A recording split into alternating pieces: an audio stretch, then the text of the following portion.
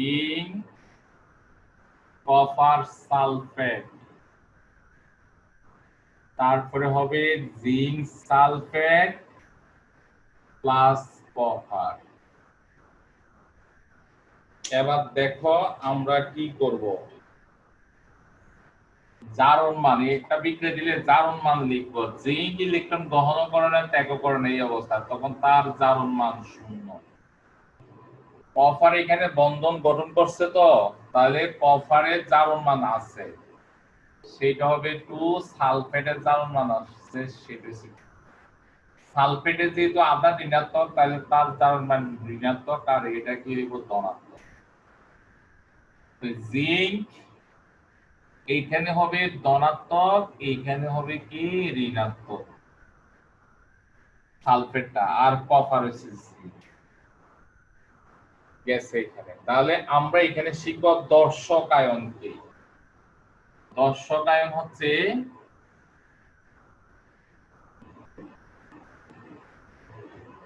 Sulphate, কারণ দর্শক ion হচ্ছে বিক্রিয়ার সময় যে আয়নের জারণ মান পরিবর্তন হয় না তাকে দর্শক আয়ন বলে।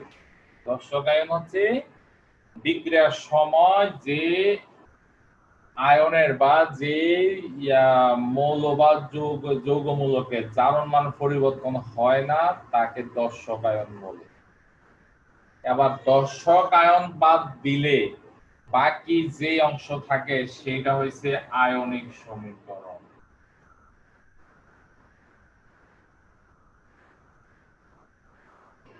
আয়নিক সমীকরণ তোমরা তুললো না, না তুলে এটা একটু বুঝো, বুঝছো না তুলে বুঝো, কালকে এটা ডাউনলোড করে নিবা। আয়নিক সমীকরণ কি লিখবো? জিঙ্ক লিখবো, কপার 2 প্লাস, তারপরে হবে জিঙ্ক 2 প্লাস এই কপার। দেখো আমি দর্শক আয়ন বাদ দিয়ে লিখছি, সেটার নাম সেটা হচ্ছে আয়নিক সমীকরণ। এবার আসবো আমরা জারণ লিখবো। জারণ কাকে বলে?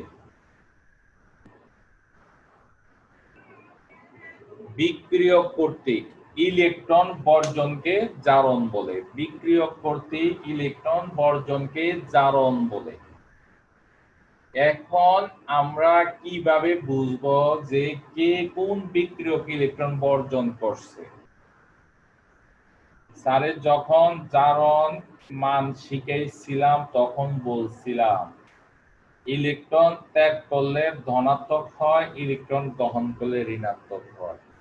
তার মানে সে ইলেকট্রন ত্যাগ করলে জারণ মান বাড়বে, ইলেকট্রন গ্রহণ করলে জারণ মান কমবে। এখন আমি বুঝে দিচ্ছি এখানে জারণ। জারণ কাকে বলে? বিক্রিয়ক কর্তৃক ইলেকট্রন বর্জনকে জারণ বলে। এখন আমরা বুঝবো কিভাবে কে ইলেকট্রন বর্জন করছে। এই দুইজনের মধ্যে যার জারণ মান বাড়ছে সেই ইলেকট্রন বর্জন করছে। জিঙ্কের জারণ মান ছিল কত? এখানে 0, এইখানে জিঙ্কের জারণ মান 0, এটা +2, এখানে +2, এখানে 0। দেখো জিঙ্কের জারণ মান 0 থেকে +2 হয়েছে, তার মানে জিঙ্ক ইলেকট্রন বর্জন করছে। তাহলে এই জারণ বিক্রিয়াটা হবে জিঙ্ক, তারপরে জিঙ্ক 2 প্লাস +2 ইলেকট্রন। এটার অর্থ হচ্ছে জিঙ্ক ভেঙে দুটো অংশ রূপান্তর হয়েছে, অর্থাৎ জিঙ্ক দুটা ইলেকট্রন ত্যাগ করে কি উৎপাদন করলো? যেগুলো উৎপাদন হয় সেটা চিহ্নের ডান দিকে বসে। জিঙ্ক দুটা ইলেকট্রন ত্যাগ করে জিঙ্ক 2 প্লাস আয়ন আর প্লাস দুটো ইলেকট্রন উৎপাদন করছে। এবার দেখো পুরা জারণ বিক্রিয়ার ব্যাখ্যাটা কিভাবে হবে। বিক্রিয়ায় প্রথম তো জারণ বিক্রিয়ার সংজ্ঞাটা দিব, তারপরে লিখবো এরকম বিক্রিয়ায় জিঙ্কের জারণ বিক্রিয়ক জিঙ্কের জারণ সংখ্যা 0, উৎপাদ জিঙ্ক সালফেটে জিঙ্কের জারণ সংখ্যা হচ্ছে +2, অর্থাৎ তার জারণ মান বৃদ্ধি পাইছে। এর অর্থ হচ্ছে জিঙ্ক দুটা ইলেকট্রন বর্জন করে জারিত হয়ে জিঙ্ক সালফেট উৎপাদন করছে। জিঙ্ক দুটি ইলেকট্রন বর্জন করে জারিত হয়ে জিঙ্ক সালফেট উৎপন্ন করছে, আর এটা হচ্ছে জারণ বিক্রিয়া। এবার আসো বিজারণ। সংজ্ঞাটা কি দেখো, বিজারণ হচ্ছে বিক্রিয়ক কর্তৃক ইলেকট্রন বর্জনকে বিজারণ বলে। বিক্রিয়ক কর্তৃক ইলেকট্রন বর্জনকে বিজারণ বলে। এবার আমরা দেখি বিক্রিয়া কে ইলেকট্রন বর্জন করছে। বর্জন করছে বুঝবো কিভাবে, জারণ মান যার কমে যায় সেই বর্জন করছে। তাহলে এইখানে কপারের জারণ মান হচ্ছে +2, এখানে 0, তার মানে তার জারণ মান কমছে। তার জারণ মান কমছে এর অর্থ হইছে কপারে দুটো ইলেকট্রন গ্রহণ করছে এই কথা বলা যাবে না, বলতে হবে কপার সালফেট দুইটাই ইলেকট্রন গ্রহণ করছে। যোগ দেখো আমি কিন্তু যার বিজারণ বিক্রিয়াটা লিখবো এরকম, কপার 2+, দুইটাই ইলেকট্রন গ্রহণ, তারপরে লিখবে কিন্তু কপার। আমরা বলতে পারবো না কপার আয়ন দুটো ইলেকট্রন গ্রহণ করছে, বলতে হবে কপার আয়ন কোথায় ছিল, কপার সালফেটে। কপার সালফেট দুইটা ইলেকট্রন গ্রহণ করে, ওকে, কপার সালফেট দুইটা ইলেকট্রন গ্রহণ করে বিজারণের সময় হবে বিজারিত, দুইটা ইলেকট্রন গ্রহণ করে বিজারিত হয়ে কপার উৎপাদন করছে। তাহলে বিজারণ বিক্রিয়া এইখানে। তাহলে স্যারে এতক্ষণ দিলাম জারণ বিক্রিয়া আর বিজারণ বিক্রিয়ার ব্যাখ্যা।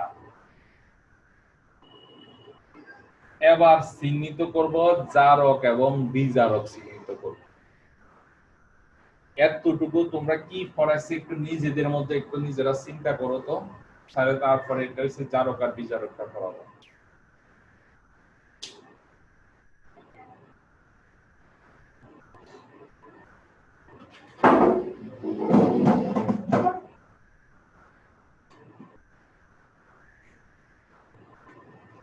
প্রশ্ন থাকলে বইলো, সামদিটা প্রশ্ন থাকলে বলবা।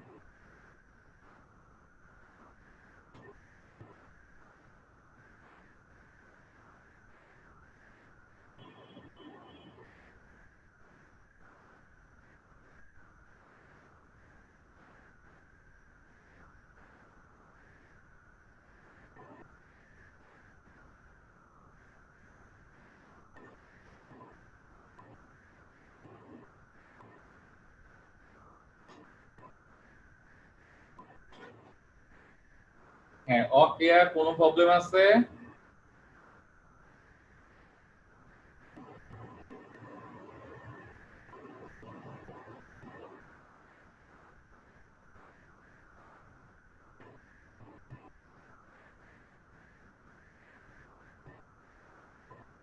ওকে, স্পিকার অন করো।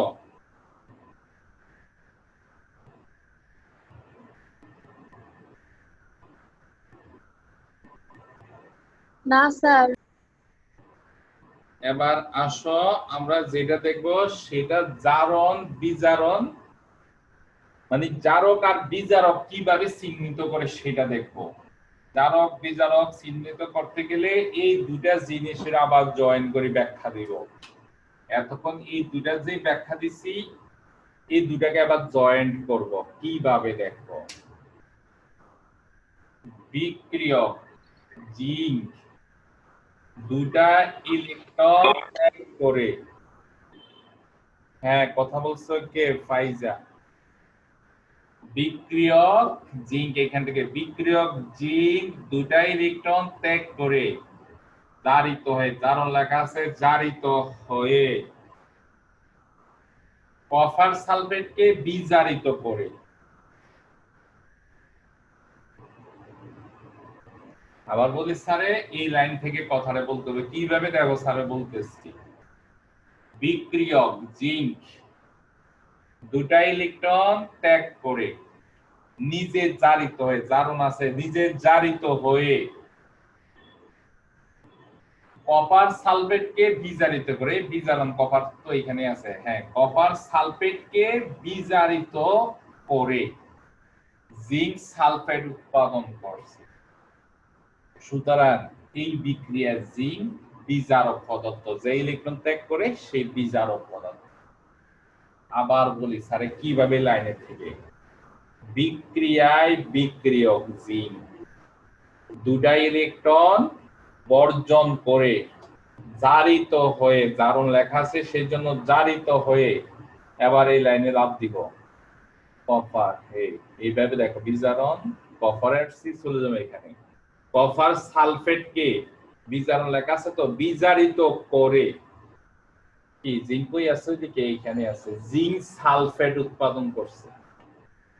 তখন আমরা কি করব, বিক্রিয়াটা লিখবো এইভাবে।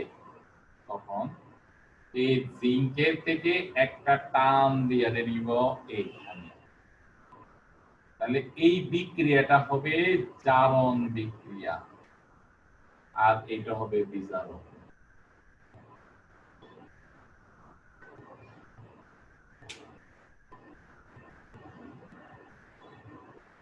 এরপরে আসো বিজারক চিহ্নিত করলাম, এবার জারক চিহ্নিত করব। বিক্রিয়ায় কপার সালফেট দুটা কপার না, কিন্তু কপার আয়ন বলি না, কপার সালফেট দুটা ইলেকট্রন গ্রহণ করে বিজারিত আছে তো, তখন লিখে বিজারণ আছে, লিখতে হবে বিজারিত হয়ে জিঙ্ককে জারিত করে কি উৎপাদন করছে, কপার কই আছে, ওইখানে আছে, কপার উৎপাদন করছে। তার আবার বলি এই লাইনে বিক্রিয়ায় কপার 2+ কই, এটা কপার সালফেট দুটা ইলেকট্রন গ্রহণ করে বিজারিত হয়ে জিঙ্ককে জারিত করে, কপার কই আছে ওইখানে দেখো, ওইখানে কপার আছে, কপার উৎপাদন করছে। তাহলে এই বিক্রিয়ায় কপার হচ্ছে জারক পদার্থ, এটা হচ্ছে জারক পদার্থ, আর বিক্রিয়াটা হবে বিজারণ বিক্রিয়া।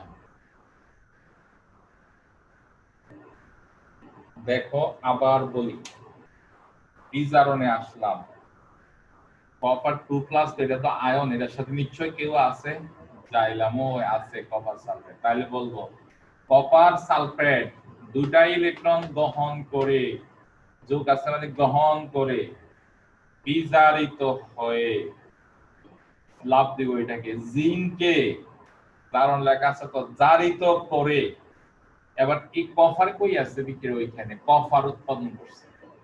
তাহলে এই বিক্রিয়া হচ্ছে কপার সালফেট জারক পদার্থ। শেষ। আমাদেরকে সব বলবে যে কি জারণ বিজারণ বিক্রিয়া মানে জারক এবং বিজারক চিহ্নিত করো, তাহলে আমরা এতটুকু আশা লাগবে। আর জারক এবং বিজারক কি বিক্রিয়ার বাম দিকে থাকে? জারক এবং বিজারক বিক্রিয়ার বাম দিকে থাকে? বামে না, ডানে তো থাকতে পারে। আমি একটা তো এখানেও দিতে পারতাম। আমার কথা, তোমার কথা হইছে কপার সালফেট প্লাস জিঙ্ক, আমি তো এইভাবে দিলে প্রবলেমটা কোথায়, এই কপার তারপরে জিঙ্ক সালফেট, কোনো সমস্যা আছে? যোগ যোগ তো আমি যেমনি ইচ্ছে সেমনি করতে পারি। তাহলে বাম আর ডান না, যে যার জারণ মান কম বাড়ছে সে হইছে বিজারক, যার জারণ মান কমছে সে হইছে জারক। আর সব সময় মনে রাখতে হবে এখানে শুধু কপার ইলেকট্রন গ্রহণের সময় মনে রাখতে হবে বা ইলেকট্রন ত্যাগের সময় মনে রাখতে হবে যে যেমন সেই আয়ন, তুমি বলতে পারবা না সেই ইলেকট্রন গ্রহণ করছে, তুমি বলতে হবে সেই যার সাথে ছিল পুরাটা ইলেকট্রন গ্রহণ করছে। বুঝাইছে সানজিদা? স্যার বুঝছি। আচ্ছা, এরপরে দেখো এবার চিহ্নিত করব জারণ বিজারণ বিক্রিয়া কি যুগোৎপদ ঘটনা, অর্থাৎ জারণ ছাড়া বিজারণ হয় না, বিজারণ ছাড়া জারণ হয় না, মানে একটা আরেকটার উপরে নির্ভরশীল। কিভাবে আবার দেখি আমরা, জারণ বিজারণ বিক্রিয়ার সময় বিজারক যতটুকু ইলেকট্রন ত্যাগ করে জারিত হয়, কপার সালফেট জারণ বিজারণ বিক্রিয়ার সময় বিজারক ইলেকট্রন ত্যাগ করে জারিত হয়, কপার কি না কয় জারক ইলেকট্রন দহন করে বিজারিত হয়। আমরা জানি কোন ইলেকট্রন মুক্ত অবস্থায় থাকতে পারে না। জারক যতটা ইলেকট্রন, বিজারক যতটা ইলেকট্রন বর্জন করবে, জারক ততটা ইলেকট্রন গ্রহণ করা লাগবে। স্যার আবার বুঝাই বলি, জারণ বিজারণ বিক্রিয়ার সময় বিজারক ইলেকট্রন বর্জন করে, জারক ইলেকট্রন গ্রহণ করে। বিক্রিয়ায় কোনো মুক্ত ইলেকট্রন থাকে না। একটু আগে বলছিলাম যে কোনো ইলেকট্রন মুক্ত থাকতে পারে না, এটা থাকতে পারে, ধাতুর মধ্যে না থাকে মুক্ত ইলেকট্রন। জারণ বিজারণ বিক্রিয়া অর্থাৎ বিক্রিয়ায় কোনো ইলেকট্রন মুক্ত অবস্থায় থাকে না। তো মুক্ত অবস্থায় না থাকলে বিজারকে যতটা ইলেকট্রন ত্যাগ করবে, জারক ঠিক ততটা ইলেকট্রন গ্রহণ করবে। তো বিজারক ইলেকট্রন ত্যাগ করলে না জারক ইলেকট্রন গ্রহণ করবে। এই ইলেকট্রন ত্যাগ করলে জারিত হলে এই ইলেকট্রন গুলোর সাথে সাথে গ্রহণ করে জারকে বিজারিত হয়ে যায়। এই জন্য জারণ এবং বিজারণ বিক্রিয়ার যুগোৎপদ ঘটনা। এতটুকু তোমরা সংযোগ করে দিবা পুরাটার মধ্যে। এবার আসো, তাহলে এই একটা বিক্রিয়া দেখবা। এখন আমরা একটু অন্য আলোচনা করব জারণ বিজারণ বিক্রিয়ায়।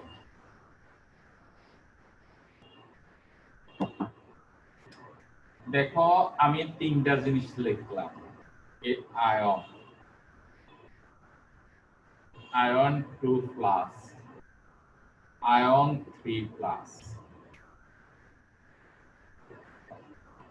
আমাদের এখানে জারণ বিজারণ শিখবো। এখানে কে জারিত হইতে পারে? জারিত মানে সে ইলেকট্রন বর্জন করতে পারবে কে কে? 1 2 3। আমি তোমাদেরকে প্রশ্ন করব, এইখানে কারা এই তিনটার মধ্যে কে ইলেকট্রন বর্জন করবে, কে ইলেকট্রন গ্রহণ করবে? এরপরে প্রশ্ন করব কে জারিত হয় আর কে বিজারিত হয়।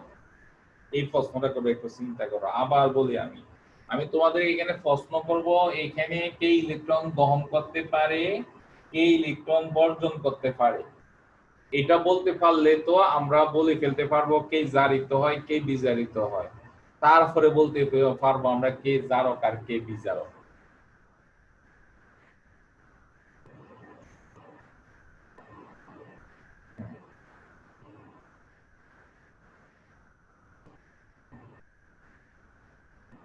সূচনা লাইনে আসবা, সূচনাকে জিজ্ঞেস করব।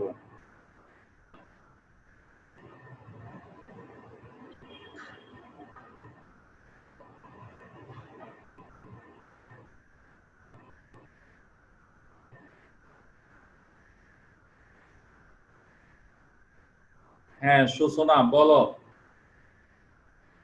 শুধু নাম্বারটি বলবা, 1 2 3 বলবা। এখানে কে কে ইলেকট্রন গ্রহণ করতে পারবে?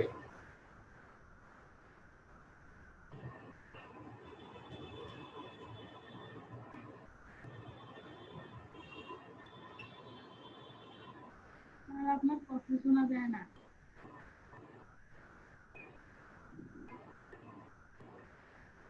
হ্যাঁ বলো।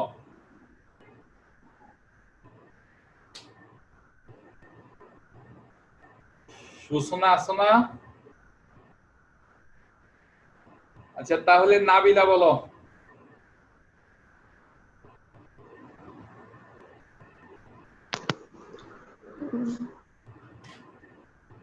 স্যার Fe2+ গ্রহণ করতে পারবে।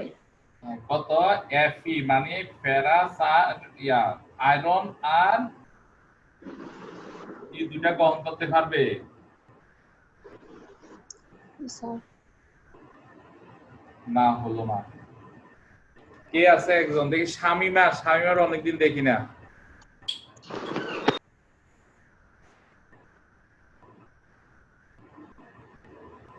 শামিমা স্যার আমি বলি। নাম কে তুমি? মানসুরা? স্যার স্যার 2 নাম্বারটা হচ্ছে কারণ আমি শামিমার অনেকদিন দেখি আসিনি, দেখি শামিমা তুমি পরে।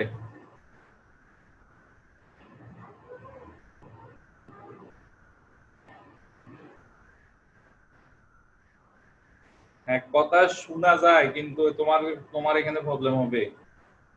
আচ্ছা ইয়া দেখো, শামিমা আছো?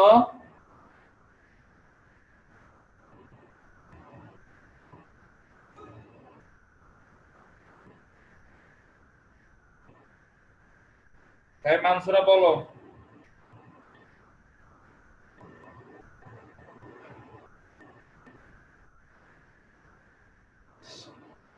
শামিমা তো আছো, স্যারের কথা কি শুনতেছো না শামিমা?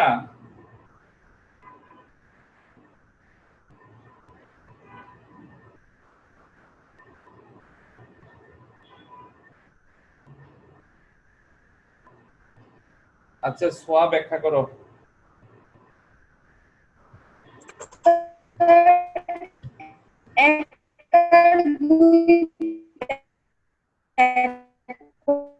স্কুলে গেছো তো তোমাদের পারবে। আচ্ছা স্যারে বলি। আর 3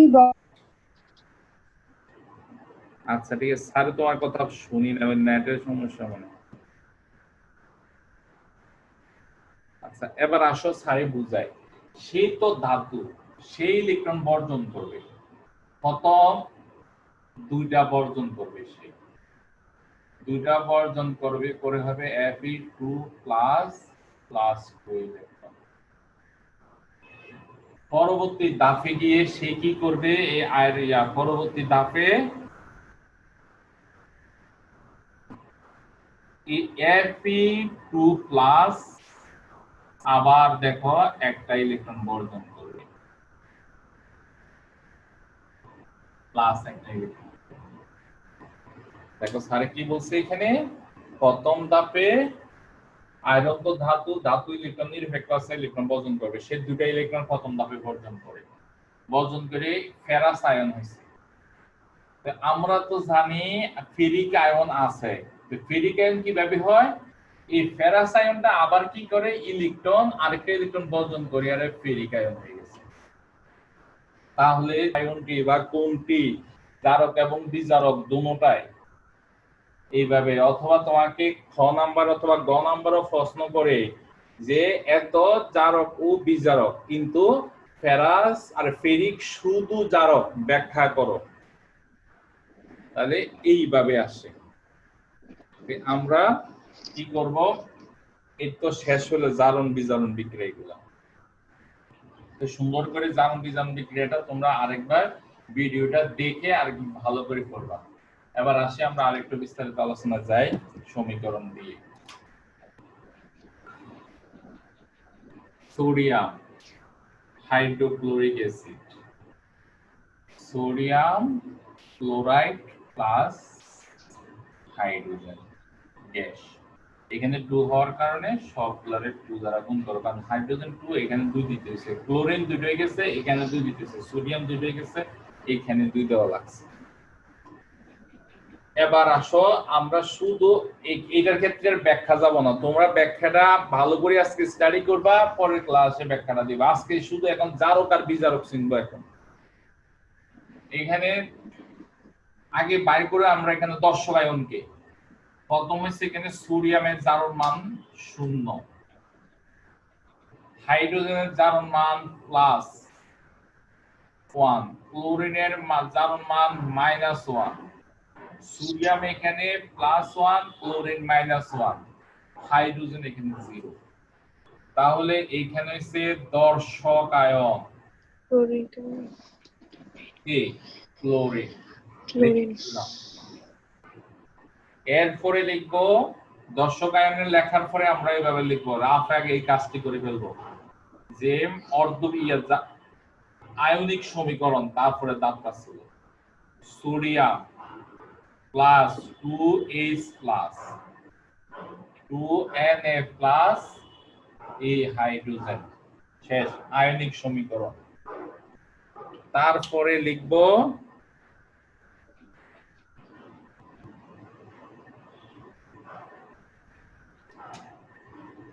জারণ বিক্রিয়া। জারণ বিক্রিয়া হবে কোনটা হবে যার মানটা বৃদ্ধি পাইছে। সোডিয়াম ইলেকট্রন ত্যাগ করছে এই একটা ইলেকট্রন। এরপরে লিখবো কারণ টু সোডিয়াম এই জন্য লিখি নাই। এরপরে সব বিজারণ। বিজারণ মানে যার জারণ মান হ্রাস পাইছে। হাইড্রোজেনের প্লাস এখানে হচ্ছে হাইড্রোজেন হচ্ছে কত 0 তার মানে হ্রাস পাইছে। এই জন্য লিখবো H+ ইলেকট্রন গ্রহণ করছে H2। দেখো এখানে H2 হওয়ার কারণে এখানে দুইটা হাইড্রোজেন হবে, এখানে দুইটা ইলেকট্রন দেওয়া লাগবে। শেষ আমরা এইভাবে হয়ে গেল। এরপরে হচ্ছে কি জারক আর বিজারক চিহ্নিত করব। এই সোডিয়াম পুরোটা বিক্রিয়া লিখবো। আচ্ছা আমি ওই বিক্রিয়াটার মধ্যে লিখে নিই, এখানে লিখি 2HCl 2 sodium chloride plus H2 এতটুকু লিখে কোনটা জারক কোনটা বিজারক চিহ্নিত করব। এই সোডিয়াম থেকে সোডিয়াম ক্লোরাইড, তার মানে আমরা এবার এখানে এটা লিখে ফেলবো কি বিজারক। আর বিক্রিয়াটা হচ্ছে জারণ বিক্রিয়া। আর হাইড্রোজেন থেকে হাইড্রোজেন গ্যাস,